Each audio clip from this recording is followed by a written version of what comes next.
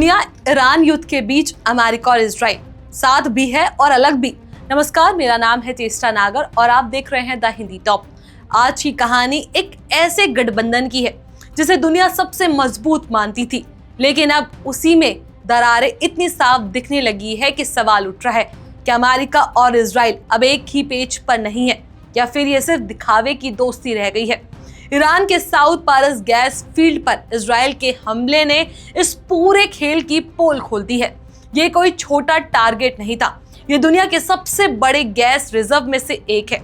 लेकिन असली धमाका बम से नहीं बल्कि बयान से हुआ, जब अमेरिका के राष्ट्रपति डोनाल्ड ट्रंप ने साफ कह दिया, हमें इस हमले की कोई जानकारी नहीं थी और मैंने नेतन्याहू से कहा है कि ऐसा दोबारा मत करना। अब जरा इस लाइन को समझिए, दो देश एक ही दुश्मन पर हमला कर रहे हैं, लेकिन एक कह रहा है कि उसे अपने ही साथी की चाल का पता नहीं था।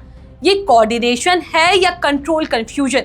उधर नेतन्याहू भी पीछे नहीं हट रहे, उन्होंने भी माना कि हमला इजराइल ने अकेले किया। यानी दोनों तरफ से एक ही कहानी, हम साथ हैं लेकिन अपने अपने तरीके से। अब इसे आप रणनीतिक स्वतंत्रता कहिए या रिश्तों में आई खटास, लेकिन इतना तय है कि सब कुछ नॉर्मल नहीं है।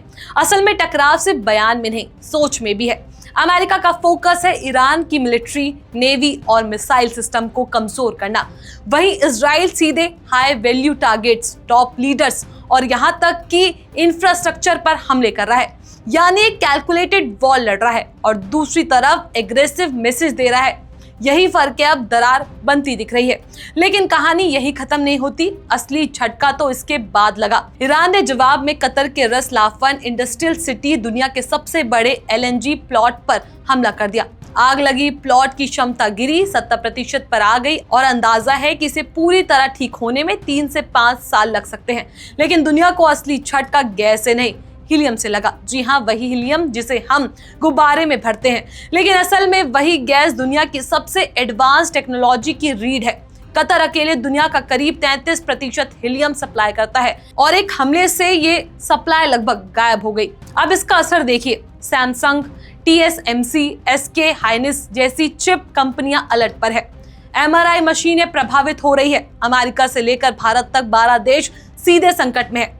कीमतें 100% तक बढ़ चुकी है और tech industry literally life support पर आ गई है। यानी मिडिल ईस्ट में गिरा एक मिसाइल और असर दुनिया के हर स्मार्टफोन, हर लैपटॉप, हर अस्पताल तक पहुंच गया। ये सिर्फ युद्ध नहीं, ये सप्लाई चेन का भूचाल है। अब पूरे खेल को एक लाइन में समझिए, इजराइल ने हमला किया, अमेरिका ने हाथ झटक लिया, ईरान ने जवाब दिया और पूरी दुनिया बिल भर रही है। और इसी बीच खाड़ी देशों की नाराजगी भी सामने आ गई है। ओमान जैसे अमेरिकी सहयोगी तक कह रहे हैं कि अमेरिका का युद्ध नहीं और वॉशिंगटन ने अपनी विदेश नीति को इजराइल के हाथों हाईजैक होने दिया। यानी दोस्ती के नाम पर अब सवाल भी उठ रहे हैं और दूरी भी बन रही है। तो अब असली सवाल यही है, क्या ये सिर्फ टैक्टिकल मतभेद है या अमेरिका इजराइल रिश्ते में बड़ा बदलाव आने वाला है? क्या ट्रंप की पब्लिक नाराजगी असल में एक मैसेज है या इजराइल अब लाइन क्रॉस कर रहा है? और सबसे बड़ा सवाल, क्या ये युद्ध अब सिर्फ ईरान बनाम इजराइल नहीं रहा बल्कि पूरी दुनिया की अर्थव्यवस्था और टेक्नोलॉजी को प्रभावित करने वाला ग्लोबल गेम बन चुका है? क्योंकि अब लड़ाई सिर्फ मिसाइलों से नहीं हो रही, ये लड़ाई है गैस की, टेक्नोलॉजी की और उस सप्लाई की जिस पर पूरी दुनिया टिकी है। अब आप बताइए, ये दोस्ती है या मजबूरी? कमेंट सेक्शन में अपनी राय हमें जरूर बताएं। ऐसी और भी वीडियोस के लिए आप हमारे चैनल द हिंदी टॉप को सब्सक्राइब कर ले। इसके अलावा आप हमें X, Facebook और Instagram पर भी फॉलो कर सकते हैं।